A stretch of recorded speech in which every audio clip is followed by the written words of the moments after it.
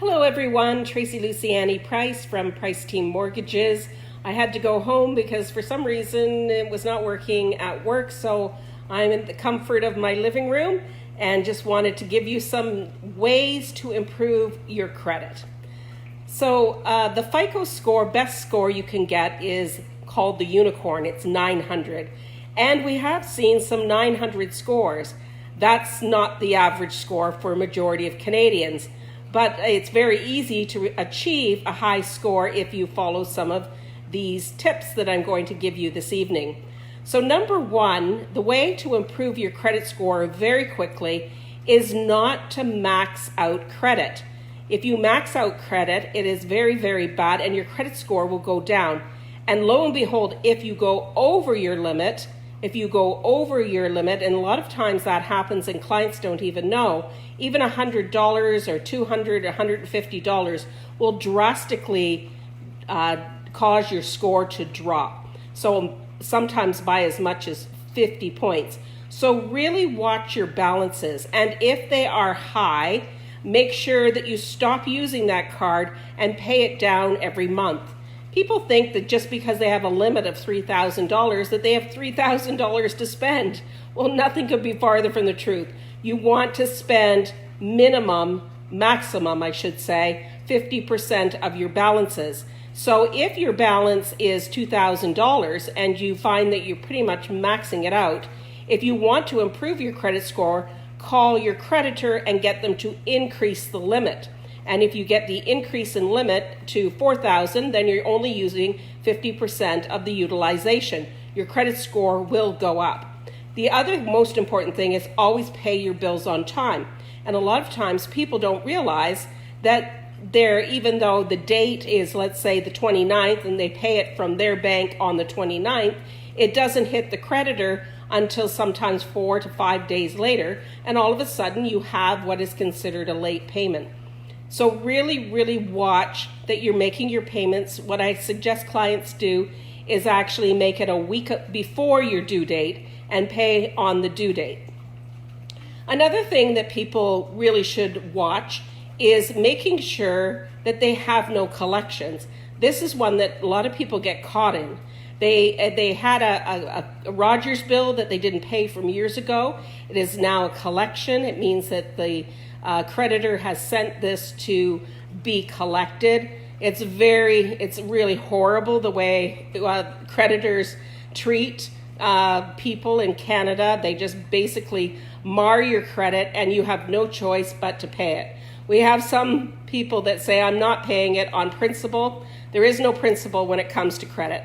You have to pay all of your bills and fight later. If you believe that a collection has been put against you and it's not your fault for whatever reason, what you need to do is pay it and then take it to small claims court to get it erased. Don't hold out and not pay a creditor, and you'll find that on your credit bureau, and it actually follows you for 7 years.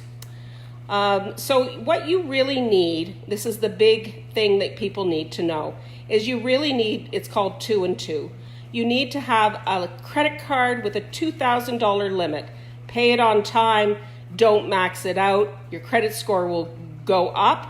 And the other thing is to have a line of credit or a car payment or a loan at least of $2,000, and that you've paid it faithfully for 2 years.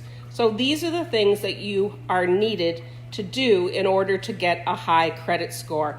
It is really important, even if you've had bad credit. People shy away from credit, but that's the worst thing you can do.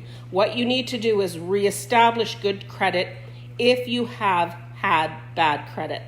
Always pay off bad credit. If it's gone through credit bureau creditors and it's been passed on from creditor to creditor, you can usually make a deal with these people, these creditors. You don't need to hide.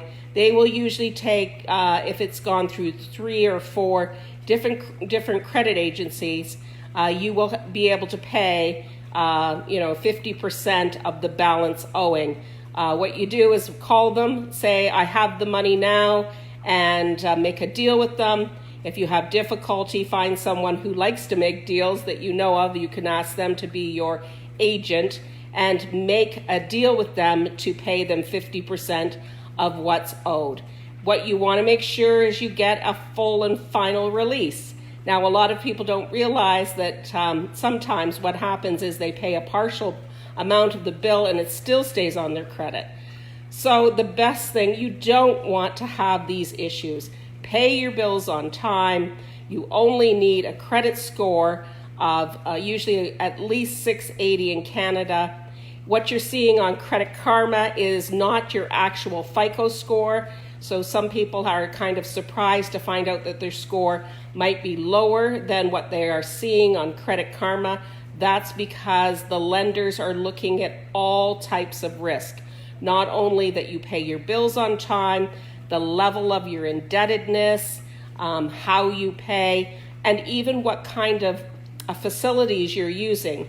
For instance, a credit card that is from RBC or a major bank is better than a credit card from Walmart, for instance, or a loan from for your car from Hyundai or Honda is better than these third-rate companies that offer 18% interest.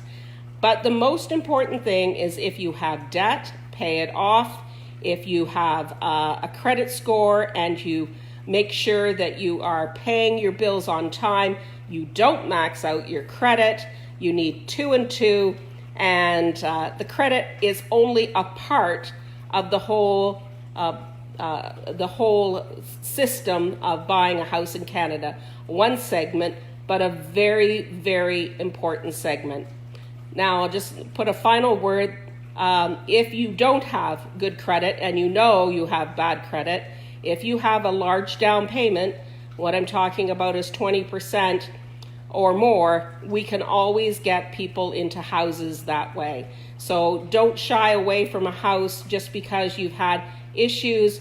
We have helped many people, many people get over the hump, come back from the dead, and these people are now sitting pretty in their living rooms like I am now. So that's all for tonight. I know it was a lot of information. Credit is such a big subject. It's unfortunate that you have to prove your indebtedness in order to get a mortgage in Canada, but that's the way it works here. So get a mitt, get in the game. We'll talk to you later. Bye for now.